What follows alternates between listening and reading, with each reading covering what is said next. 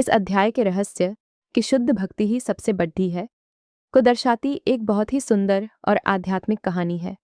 एक बार भगवान कृष्ण द्वारिका में अपने सिंहासन पर बैठे थे और रुक्मिणी जी उन्हें पंखा झूल रही थीं। अचानक कृष्ण जी की तंद्रा टूटी और उनके मुख से एक आह निकली। उन्होंने तुरंत गरुड़ जी का आह्वान किया और तेजी से आकाश मार्ग की ओर चल दिए। कुछ ही देर में वे वापस लौट आए, लेकिन उनके वस्त्रों पर थोड़े कीचड़ के छींटे थे और वे शांत थे। रुक्मिणी जी को बड़ी हैरानी हुई कि सर्वशक्तिमान भगवान अचानक ऐसे व्याकुल क्यों हुए थे। उन्होंने विनम्रता से पूछा, प्रभु, आप ऐसे अचानक कहाँ गए थे? आपकी यह दशा किसने की? कृष्ण जी ने मुस्कुराते हुए एक सुंदर प्रसंग सुनाया। उन्होंने कहा, वृंदावन में मेरी एक अनन्य भक्त रहती है जिसका नाम कुब्जा है। इस समय उसे बहुत तेज प्यास लगी थी, लेकिन वह वृद्धा और असहाय है। प्यास के कारण जब वह तड़पने लगी तो उसने पूरे प्रेम और कातर भाव से सिर्फ मेरा स्मरण किया।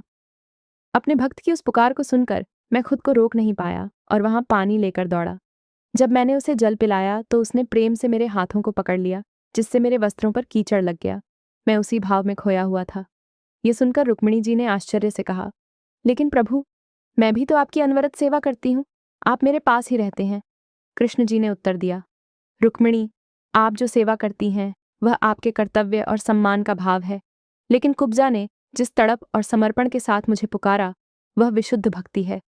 गीता का यही परम रहस्य है कि जो भक्त अनन्य भाव से मुझे भजता है मैं सदा उसके अधीन रहता हूँ। इस अध्याय से हमें क्या शिक्षा मिलती है? गीता के 9वें अध्याय का मुख्य संदेश ये है कि ईश्वर के लिए आपकी जात पात, धन दौलत या बड़े कर्मकांड महत्वपूर्ण नहीं है। आप जो भी छोटा या बड़ा कार्य करते हैं, जैसे भोजन करना या कोई भी कर्म करना, उसे ईश्वर को समर्पित कर दें।